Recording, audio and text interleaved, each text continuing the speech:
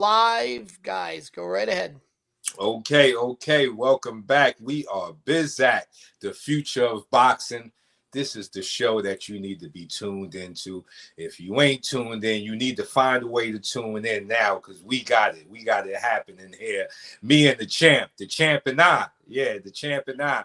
We got terrible Tim Witherspoons on the show with us, and we're gonna be bringing this show together. Me and Mr. Terrible Tim, giving you the greatest in boxing. And of course, you get the information, the real fight information from the champ himself. How you doing, champ? Everything good. All the knowledge right here. Yeah.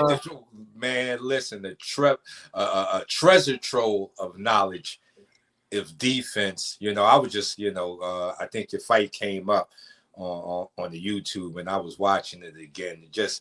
It's amazing shit, man. Like, that's everything I try to teach my fighters. I believe. Okay. Yeah, if you can keep your brains in your head, you can execute a plan to get rid of the man in front of you. So I think defense is how you get from getting smacked around in there, so you can figure out and execute a plan. I don't think nobody does it better than you. But keep your hands up. That's right. Keep their hands up, and remember that offense is just as important as defense. Defense is just as important as offense, and when they get that in their head, they'll start concentrating on both of them instead of just once throwing all punches. Unless somebody that know what they're doing, showing them how to do both. Yeah, well, I remember you. I remember you broke down something before, and you need to break it down for the people here. The Philly shell. Now, we've all thought it was like this half guard position, but you said that the shell was just saying to get in your shell to be defensive. Can you break that down for us? So that was the shell there too. That was it. That was it. Yeah, that was it. So do you think the Philly shell was his own thing? Like, how do you think this Philly shell thing got started? Well, what they doing now with this here, all that. I was taught that when I was boxing, but nobody called it the shell. No trainers, and nobody called it the shell. But us in the neighborhood and in the boxing gym, this was known as the shell with your elbows and everything, like this. Tucked in, yeah. Yeah, like tight, and that's like a shell. You're in the shell. Yeah. This is not really a shell. I never witnessed them. Maybe it could have been, but it was mainly this. And so when they started doing the Philadelphia shell stuff, I just learned about it 3 or 4 years after I retired. They started using it. So I never heard it when I was boxing, Philly shell. Never heard it. Wow. Yeah, nobody heard the Philly shell. But that's what they did in the neighborhood. They said, go in your shell, and you go like this. Go like that. So that's the only shell I know. But the Philly shell was probably created by somebody that really didn't know what the real Philly shell was. And they probably thought it was this. Yeah. Roger just called it the shoulder roll. Like Roger called it shoulder rolling. Like he didn't. Yeah, but the shoulder roll is just something separate. See, I know all this stuff. Yeah, that's right. Break it on down for us, Chan. We here for it. The shoulder roll, you got to time that along with his punch, and you got to come back with your punch or just roll with it. And you also have to rubberneck some of the times, make it look good. You might have to rubberneck with that shoulder because you move that shoulder, but not that chin. So you see what I'm saying? A lot of people roll shoulder rolling, but they're not protecting this. So sometimes the hand got to come up there, or you time it right and go rubberneck and come back with a punch, or go like this and go over top of the punch. When the punch is coming, time it with the chin and go over top. Like that. Canelo used that rubbernecking like a Canelo is good at that rubbernecking. Canelo is a rubbernecker. He throw his face and come right back with the punch. Like he's taking the pressure off the punch, throwing his face off. Like he did it just like, what I'm saying? That's the old term right there for you people, rubbernecking. But with that shoulder roll, are you lifting the shoulder up and rolling it with you? No, the rubberneck is just the neck. The shoulder roll is you're rolling with the punches. You can lift it up. You can lift it up. You can lift it up, and block your chin when you rubberneck. When you I'm not rubbernecking. When you're doing the shoulder roll, you got to keep that up there so that punch don't come that chin. So it slides off. It slides off and hit you. So you got to make sure you get it up there and keep that chin protected. So the punch can go right to the top. And the hand catching you got from the back, like, was there a name to that? Because you do it so well, like this right here. Like, I remember when we first started talking. That works along with the shoulder. That could see the shoulder goes right into the hand. Like a catch. The shoulder, it goes right into the hand. And y'all see that, people? His hand is turning out. He ain't just doing that. Hand is turning. Go ahead, the shoulder, you just meeting the shoulder with the hands. They best friends. They best friends. They best friends. They buddies. Yeah, they married, and they're supposed to come together. And then if they come this way, they block it, and you could go over top, or you could catch it. And if he come back with that hook, if he come with that hook from that position right there, you just going right back here, right? Like if he came with the hook while you right here. Oh yeah, if he came with the hook, you just snap your face. You snap your face, you can throw a hook with that, and come back. And this here, you leave across your stomach for body shots. For the body shots. Okay. Yeah. And then you also twist and throw a hook. So y'all ain't have a name. You ain't have a name for the hand catching. Like there was no. No. See what you doing? You got to throw that shoulder when you demonstrate on the camera. You got to throw that. You got to show them. Throw that shoulder in. Yeah. Throw that shoulder in. Keep the elbow down. Keep that elbow down against the body, and just use your hand. Just turning the hand. Just turn the shoulder into it. Turn the shoulder in. Yeah, and you catch a 1-2 and everything right there. Keep your face behind that glove. Wow. Yeah, keep your face right here for the hook, and if they go for that hook, you just slap the face. Yeah, when you see the hook coming, bam, bam, come back. We got you in that one right there. Can you break down that one right there? The one that you do. That you doing it right. That's all you. All you have to do is lay it across the top. All you have to do is lay it across the top of your forehead. You'll block the majority of the jabs. This here goes on your stomach. This goes on your stomach, but you bring it up a lot. This goes in your stomach, right? But you bring it up a lot, and you shift it, and then you lean and catch shots. You bring it up here, then you turn this way. You can turn that way, then you can bring it back up, bring it down. And see, and with that type of teaching, that teaching there, that's to me, that is the roots of 52 blocks. The whole being able to catch and parry and be defensive like that. That is that's the blueprint that brought about the whole system of 52 blocks. And the hand movement and the catching, they don't even teach that type of stuff no more. And I know you already told me, but for the people, who taught you that? Like, where did you pick that up from? Well, a lot of the old trainers, they're not here now. They taught members of our era certain, parts of it. And my trainer, he knew a whole lot more about it. I got it. A lot of guys can do it. A lot of guys not given a chance to train guys. They know how to do it, or they just don't want to train. But there's some guys out there that has a style, but not the full impact of it. Yeah, there is some that have the full impact of doing it, but then there's a whole lot of them they just guessing. Yeah, no, listen, nobody caught punches from the backhand like you did. Nobody. Yeah. I've searched, and my teacher made me a boxing historian. I go way back. Nobody played. Well, he was martial arts. Was he martial arts or boxing? He was boxing. He trained with Joe Frazier. He trained in Joe Frazier's gym. Wait a minute. Yeah. You told me what's his name? Wilson Pitts. Oh. Yeah, he was there. He was there when Georgie Benton was there. He was there when Georgie was there. Yeah, he's an old guy. Yeah. He's very old. Yeah. He's up there. Okay. He could be watching. Salute to Wilson Pitts. Yeah, he could be watching. Told me like many stories of Joe Frazier. One thing he would tell me, he said, you know what Joe Frazier would say to me every morning when he see me? And I said, what's that? He said, hey, white boy, they treating you good in here? Because we gentlemen in here. So, he was there to pick up a lot of the stuff. He said Georgie did something called wall boxing. He was highly defensive, kept you in the mirror for hours working on slipping, parrying, catching.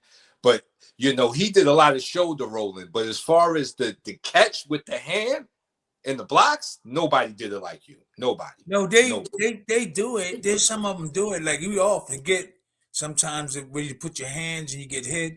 And then when you get hit, then you put it there in that area. When you're doing this and then you come this way. But the majority of the times you'll catch those punches. Just got to keep practicing and everything.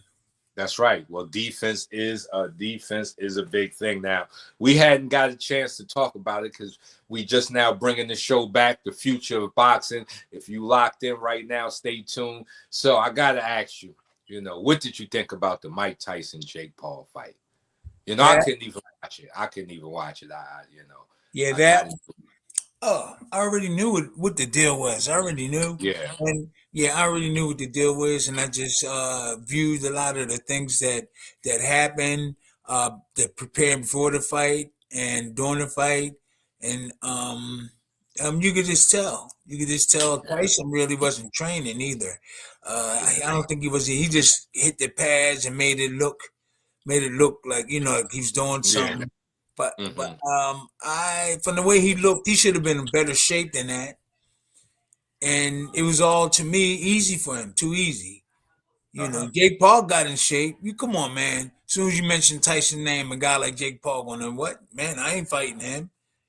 Mm-hmm. So he in order for him to get in the ring, he had to know the real Tyson would just walk straight through him. Yeah. Oh, yeah. So he had to know something before he got in there. He had to know. Yeah. He knew it was.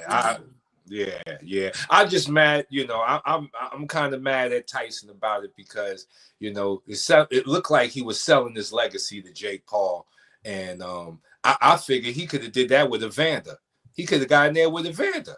Him and Evander would have made the same money. They would have made $20 million. They got a whole story behind them. So it's like he could have gotten that in there with Evander, which would have been more real because they both, past their prime, older. You go in there fighting the young lion, that is training and has a lot of money and access to the best training facilities and abilities, and what I'm saying. So I just didn't like that fact that it seemed like he sold his legacy to Jake Paul, because when the story's told, they're just gonna say Paul beat Mike Tyson. They ain't gonna say, he beat the old Mike Tyson. He, like I said, Evander been asking for the fight too. Like, why not give it to Evander? Like, Evander been asking for that rematch. Because Evander, Jake Paul, huh? He was asking Jake Paul, or no? I mean, Mike. Evander was asking Mike for when Mike fought Roy. Evander was trying to get the fight with Mike. So I'm just saying, like, they could have made that money together. Evander need that money too. Evander could use a little 10 million, So it's like, I'm not trying to be racial, but why go and give it to Jake, sell your legacy to Jake, when you could have got in there with Evander, and right. That's just my whole thing. He got paid. Yeah, he got paid. And that's another thing. He got 20 and Jake got 40. I think Mike should have got 40 and Jake got 20, because Mike brought in the faces. Mike brought in the faces. He must be was low on cash and said, okay. He probably might he probably was pushing it, but then he said, let me just grab this money. Yeah. It was easy. It was easy money. Yeah, it definitely was easy money. It was definitely easy money. It was, like you said, I'm not mad at Tyson for that. Get your money. But next time, I think he deserves that 40. Like, that's Iron Mike Tyson, the legend. You're a YouTube what? Well, you know what? I don't know if people want to, you know, they're not going to trust the next one, and No, it won't definitely. be as much money. I don't know. They'll probably try to view it on a cheaper channel or a cheaper way, instead of going to see it. You know, and they build it up. They build it up. There's a lot of suckers was out there, but there was a lot of people like boxers. There's a lot of boxers that knew Yep. that you know it's got to be some kind of plan. Because Tyson just walked straight to you and just knock you right out, try to knock you. And he didn't do that. He didn't do it. That's So right. I That's kind of right. like He Lou. could. I kind of like He Lou. couldn't do it. He couldn't do it if he wanted to. You know, I don't think he could have did it if he wanted to. It's like, you know, he came out looking like an old man. You know, not for nothing. You know, if that was Terrible Tim versus Jake, I think we would have seen Jake get his head knocked off. You know what I'm saying? Like he just like, Yeah. and then Tyson's not living the life too. Like you eating tofu, you know, Tyson smoking weed, he on the couch, and it's all good. He deserves it. He earned it. But to do that and jump back in that ring, that's not an easy thing to do. So he wasn't. Yeah, his body wasn't ready for it, like to really be put in that type of stress. But there's one thing Jake does. He puts his head down and he throws a crazy overhand. How would you defend against that? Like if that was you and you were dealing with somebody that was ducking their head down, throwing that big overhand, how would you defensively deal with that? Well, the only thing you can do is just put your shell up, put your hand Going up. to the shell. Mm-hmm. Yeah, just go on your hand, but up is you know. But if you get faked out of keeping your hands down, you're in trouble. You know, sometimes they get you faked and let it go, or sometimes they just let it go. If your hands ain't up there, you get knocked out. But the majority of the times, if your hands up there, you should be able to get it because it's right in front of you when it's coming. Mm-hmm. Yeah, so it's a matter of how he time it and let it go. That let it go to the guy he's trying to hit it with. You just got to step and time it right. Mm-hmm. If his hand low, if his hand too low, he might be in trouble. Keep it close to you instead of out here. Keep it close, coming this way instead of that way. Could you show the roll? Could you show the roller overhand? Would you show the roller overhand? What you mean? Defensively? Yeah, defensively. Would you show the roller overhand? As your shoulder, if it's coming, as long as your shoulder and hand is here, you should be able to. You should be able to get it. Yeah, you should be able to get that. Yeah, that's no problem. As long as this is in there and that shoulder's up there, and you pick that hand up there. Yeah, that'll catch him. That'll catch the overhand. Yeah. Okay. Yeah, because that's his big punch. He ducks his head down, throws that big overhand at you. And if you ain't, like you said, if you sleeping and your hand ain't up, he'll catch you with that. And it looked like it's a bomb. Yeah, it looked like it's a bomb. Looked like he got a good punch. He throw it pretty good too. Yeah. I think it's his best. He knows it. It's his best punch. It's his go-to punch. It's the punch that knocked everybody out so far. Like the people that he has. So that's who he knocked the rest of the guys out with the overhand. Yeah, most of them he knocked out with that overhand. You better pay me for that. You better pay me for that. Better pay me. Well, we also had something about, they was talking about I think it was Victor Ortiz. He wanted to come down and fight at 147, and they said the weight cut almost killed him, cutting weight. So I wanted to ask you a question, like, who are you talking about? Victor Ortiz? Yeah, Victor Ortiz. He fighting under De La Hoya. He's under Golden Boy, and they was talking about how he tried to come down to 147 and it almost killed him. So I wanted I remember that. Yeah, like that weight cutting thing is a science. Like, how did you handle weight cutting back in your time? Like, what was your tricks? We didn't have to worry about it, but I seen a lot of the younger guys struggling with their weight and everything, and all different methods of trying to lose that weight. I believe if you have to almost kill yourself to lose some weight, you belong in the other weight, the higher weight. That's right. Yeah, you got to kill yourself. Either you're not disciplined, or you just not. You can't make that weight and stay strong for that day of the fight. So. So so that's how it is. It's either the preparation, all that weight. Like if you was heavier than your weight, you gotta keep doing it. You don't belong in that weight. You don't belong in that weight. Or you gotta discipline yourself. Yes. Well, a lot of people don't know with fighting. That's one of the major things there is cutting that weight, like, and then doing it safely. I think the best fighters kind of stay in shape so they don't have to have a whole weight camp and then a fight camp. You know what I'm saying? They kind of already stay in shape. So when it's time to go into fight camp, they'll lose the weight in fight camp. But then you got those that, they balloon all the way up and got to come all the way. I just think that, a lot like Jaron Ennis looks like he walks around at like 180, 190, and he coming all the way down to 147. And now, you talking about Boots? Yeah, Boots. He like his walk around weight. Him heavy. I never seen him. I never seen him real heavy. Because he's saying 147 is too much for him now. He say he can't do it. Well, he might have to go up to 50 something, but I never seen him I never seen him real.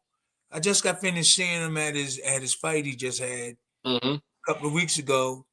So what do you think his walk around weight is? Like, what do you think he walks around? I seen him walking around and he looked the same. Okay. Yeah, he looked the same. So I don't know. You know more about the news part. No, he probably walk around one. I never seen him like heavy. I always seen him in shape. Each time I seen him, he was in good shape and everything. I think that'll make him sluggish. Well, what did he say? 50? He said he said he was going up to 154, and now he changed his mind and said he's staying at 147. Okay. Yeah. Because he was supposed to fight Victor. He's supposed to fight Victor Ortiz. They calling him out, but he said he don't want to go to 154 now. He said he want to stay at 147. So he got to get more. He got to get a little bit more confident because he is tall enough for the weight. So he just got to gain confidence in them gaining them weight because they're so used to losing weight and fighting guys their size.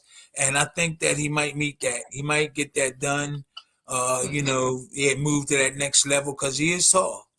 Yeah, he's about 6 foot. I would say that. Yeah, I would say 6'1", 6 foot. Okay. Oh yeah, and he's in good shape. He's tall, long arms. Whoa. Yeah, that's dangerous. But 154 is pretty stacked. He go up there. That's a stacked weight division. But he fighting at 147 now. Yeah, he had 147. Yeah, so that weight is only a couple of more pounds. That is kind of, but it's only a couple of. It ain't like 20 pounds. So really, those guys in that weight class could tell you better than me. But I'm almost saying he should be stronger. He should be a little bit stronger because that's only like that's 47. That's 6 pounds or something, right? About 7 pounds. Yeah, he'd probably be a little bit sluggish. He'd be a little sluggish, but probably more powerful in his punches. Maybe. Well, he gonna need it up there. He got Fundora, Terrence Crawford, Makaval. He got some killers up there. Victor Ortiz. It's a stacked deck up there.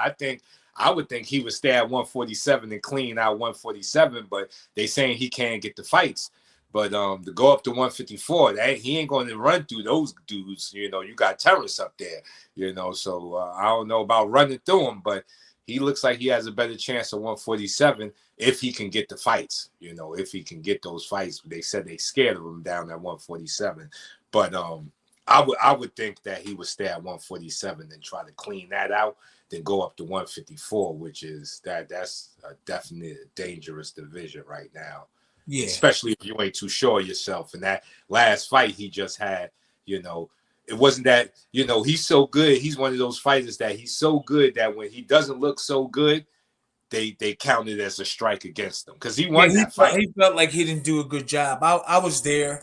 I was close to ringside, and maybe just he needs some more like a more better challenge to really make him feel serious. The guy was serious enough to win if he catches a round in the wrong area, but I guess he felt like I'm gonna get this guy. He's really confident, and that took a lot out of him. It wasn't no challenge, but he did have to watch himself. But then move on to the next guy. So, but I don't care if he gained 5, maybe 7 pounds more and fight it higher. I don't really know if that'd really make a big difference. Might slow him a little bit. So, like he moved up. So people in that weight class, they be talking that I never had to really lose weight, but they made me lose weight just so the news media could say, "Hey, he lost weight." Because I was like overweight sometimes. I couldn't get ready for fights, being ripped off. But Ennis could could go up a couple of pounds and fight in there. They just got to get the confidence. I'm sure they got it. That's what it's over. Just a couple of pounds. Just know it's how you fight and land that punch on somebody's chin. If it's like just 5 pounds away, I can see if it's 100 pounds away. Yeah, facts. No, I can see if it's 100 pounds away. Yeah. So there's just a little bit. They're the same weight. 5 pounds heavier. They kind of like the same. That's why I think he should just stay at 147, clean it out. You know, get his confidence up, and then go upstairs and go after those 154. But I think that's what he decided to do, because the word on the street now is that he's going to get a shot at Mario Barrios, I think, and he got a belt. So I think I heard that. Yeah, that'd be a good thing. I'm not mad at that. You know, I'm not mad if he sticks around for a Mario Barrios fight. I think that's a good fight. I see him easily winning that. That's going to make him unified. You know, because Mario Barrios. I think I've seen that. Yeah, Mario Barrios got a belt, so he could be unified off of that fight. I think that's a smarter move than going to 154 right now. But, you know, he's so talented, he can pull it off. He is still the phenom. You know, I've never seen, you know, to me, he's like Roy Jones Jr. with more technique. You know, he got that athleticism, but he got the best. Boots. Yeah, he don't fight. To me, he don't fight nothing like him. But what did you? He don't fight like Roy. So no, I mean like that athleticism. He looks like he's very athletic. Okay, like I was getting that mixed up. Yeah. Now ain't nobody like Roy, baby. Roy's he's in the world by himself. But that athleticism, for a big guy, you know, like it looks like Jerron has that athleticism where, you know, plus his skill can make him a dangerous fighter against anybody, you know.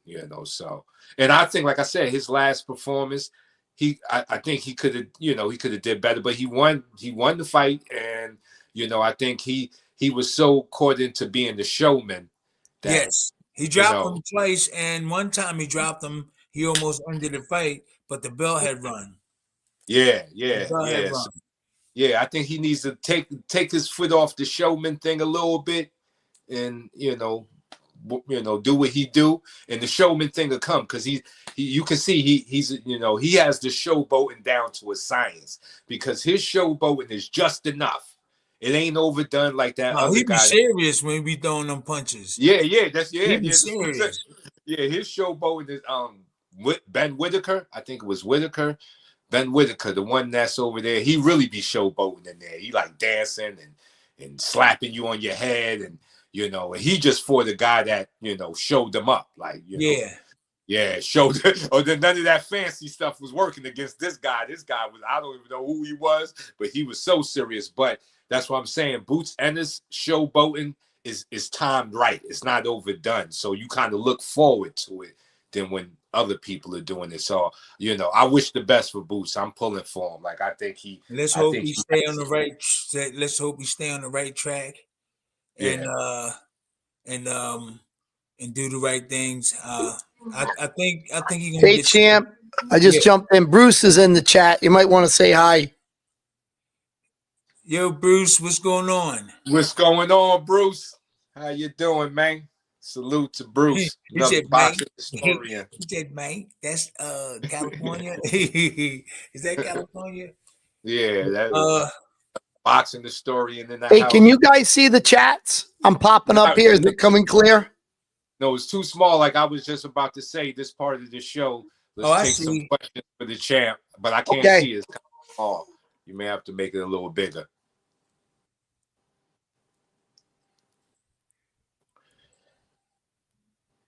It says Jack is standing in the ring. Who pushed that? Yeah, it's too small for my eye. Who's Money Mitch?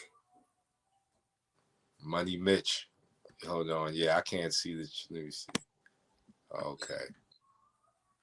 All right. Yeah, I had to enlarge my screen a little bit. He's doing that stuff strictly for money, nothing more. I'm not too sure. But right now we got questions for the champ. Who's doing for money? I'm not too sure on that one. Jake is good, but not great, says Sweet Cherry Bill. Yeah, he's good. Like one thing about Jake is he's training like a fighter, so give him that. Tim in his prime, your boxing, same jab, cross hooks. Yeah, well, Tim in his prime is a killer. Tim right now would beat Jake up. I got money on Tim right now. Just give me 3 weeks and that sludge and some axes and sludge hammers. No, that's all I need. Just give me some sludge hammers and axes and stuff, tires to hit him on for like 2.5 weeks, and that's Jake is going to sleep. Just have to run a little bit. Just have to run a little bit, not a lot. Yeah. My money's on Terrible Tim. Yeah, somebody hit Jake line up. Yeah. We got somebody. Get a big hammer. So it said the dude who said Jake is misspelling his name. Anybody got questions for the champ? Questions for the champ. He's here for it. Bull Jake would put, I don't know what that means there. Yeah, we got to keep it to the point where we can understand what you're trying to say, people. Hold on, let me open my thing a little bit more so I can see it a little bit better. Yeah, it's kind of small. We definitely... Terrible Tim Witherspoon is a warrior. That is a whole fact. Joe, I'm going with Fury this time. Oh, I think that's a conversation happening. Fury. Yeah, I don't know. Playing? Yeah, that must be a conversation that's happening within the chat. What do you got on that? The Fury Usyk part 2. You think it's going down the same way? Well, there's been a gap in the it's been a long time since they was talking. I think Usyk was the last one to have a fight.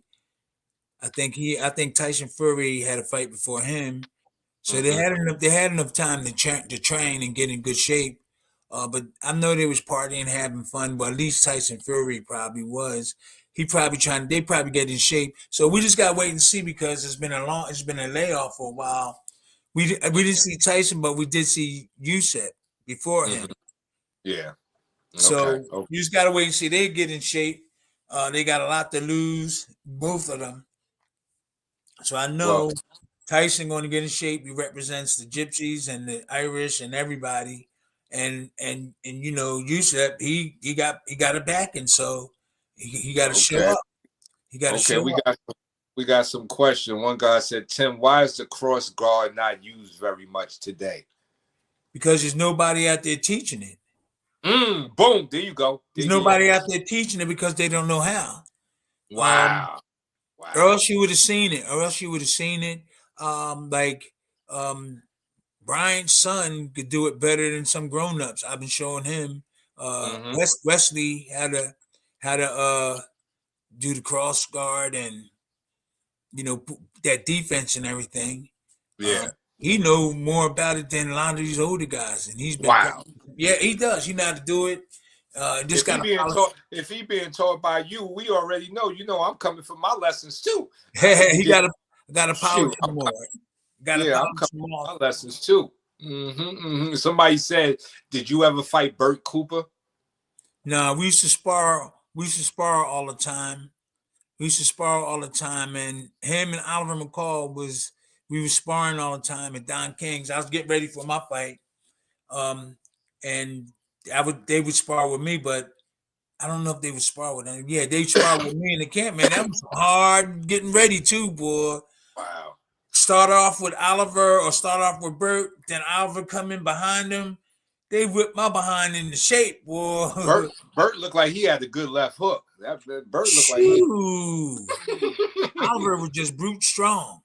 Wow. Yeah, he was just, that boy was strong, and Bert just go like this and he hurt you. He ain't got to go around. Bert just throw that. Bert, so Bert fought like Joe, and Oliver just boxed a lot. He boxed and he hit you with that right hand. He was strong. Oliver was strong. So I believe he just got finished fighting last week, and he's on his way back. I think he'll do pretty well. Just got to keep his defense tight. He stopped the guy. He stopped the guy in the 5th round. Whoa. Okay. But Jake Paul better not come nowhere near him. Now Jake don't want none of that. Like, what's the name called him out, which I think would be a good fight too. What's the name? SOG Andre Ward. Andre Ward. He called him out. He been out the game for 7 years. Because Jake like to aim for people that ain't been boxing. Like Andre been out for like a couple of years now. Like, why don't you go at Andre Ward? You know what I'm saying? I think Andre Ward to get in there with you, but I don't know if he's got that weight. Like Andre Ward for like a light heavyweight, right? He wasn't. Yeah, but it's getting ridiculous now. But he can gain in weight and go up there and fight. He probably make 200 if he can make. He could probably get up to 200. And I don't know. He'll probably get some shots in, or he probably could he'll beat him. What am I saying? He should be able to beat him if it's deep.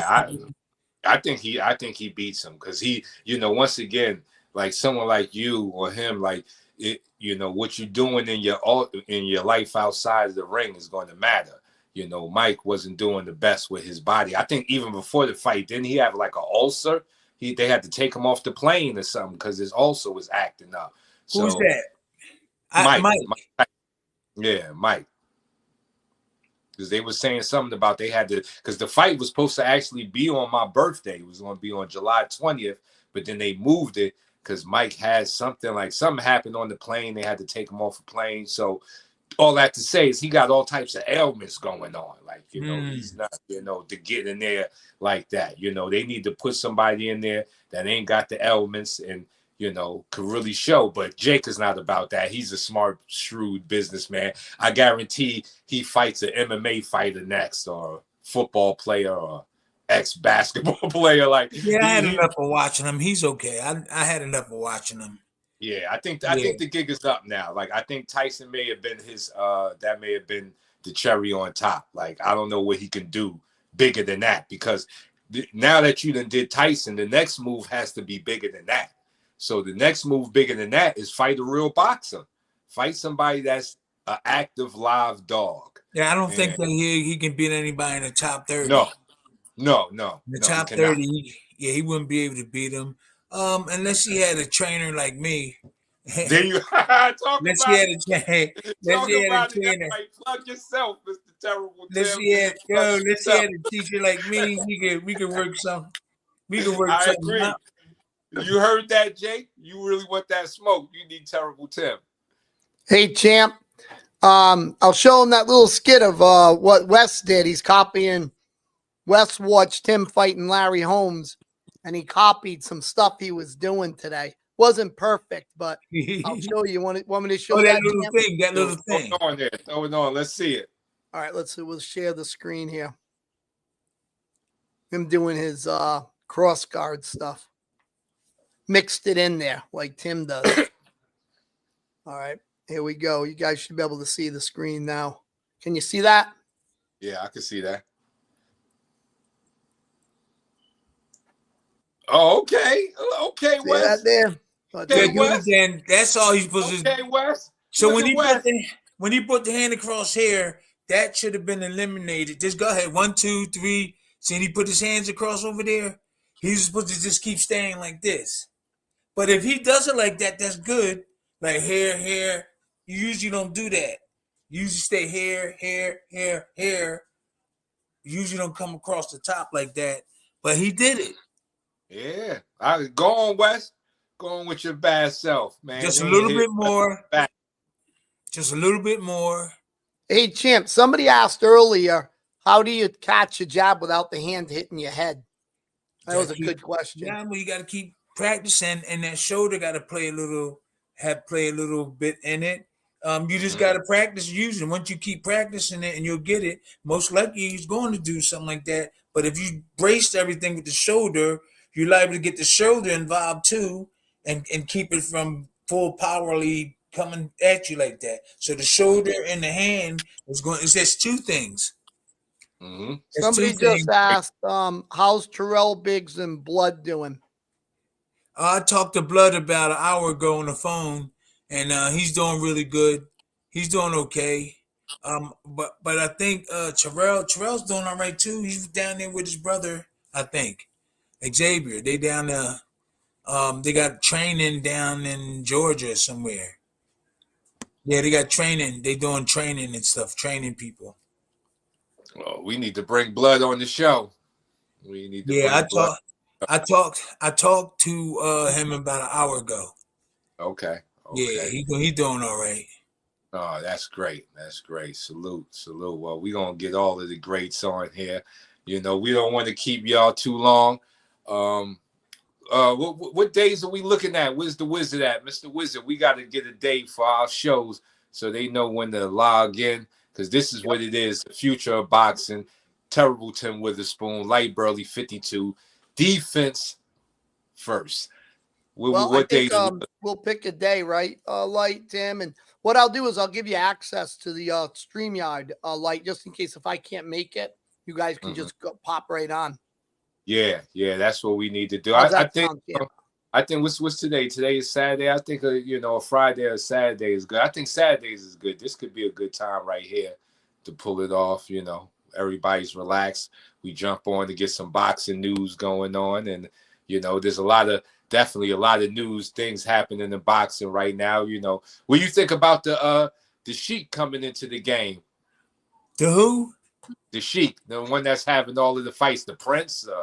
Well, there ain't nothing they could do about it, He got the money. Do about it. Well, I know the promoters are going after the money and everything, but there's a lot of things that's going on between the boxers and that's in America and other trainers. There's some trainer getting taken care of, dealing with them. And they're taking the fights over there. They paying them real good.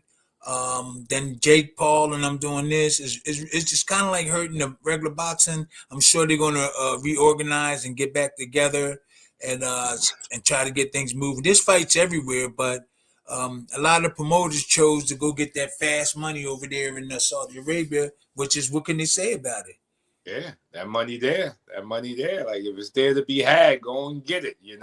He putting on a live card. I think he with Riyadh season. He got Benavidez versus Morrell. He had Boots versus Victor Ortiz, but that's, and I forgot the other two. Just two other good ones. Like he putting on a good card. He putting on a damn decent card, and so. If that money's there to be got, they need to go and get it. So, salute to those people. But, so we want to thank you for joining in. Terrible Tim Witherspoon, Lytle Burley, the Wizard, future Before boxing. we go, Light, let me interrupt you. Somebody asked about Marlon. He's doing okay. Anybody wants to help him out, he'd love to teach somebody. He is struggling financially really bad. Has great knowledge. He's in Hartford, Connecticut. I can always put you in touch with him. So this guy said Sweet Cherry Bill's a big fan of Marlon. Would love to do something with anybody. Definitely $20 for an hour of lesson. He told me he would do anything. Really struggling. Well, wow. Well, you heard it right here. So everybody in the chat, we are going to definitely try to put something together for Marlon Starling. If you need that information, you heard it right here. Get you an hour of information with a champ, true champ, and get that information. Help the older generation of the fighters that today may not be doing it, making the 100 millions like we see the fighters of today making. So we all can chip in to help out. Salute to Marlon Starling. Salute to Terrible Tim. Stay tuned. We will be back. All right. We out. Okay.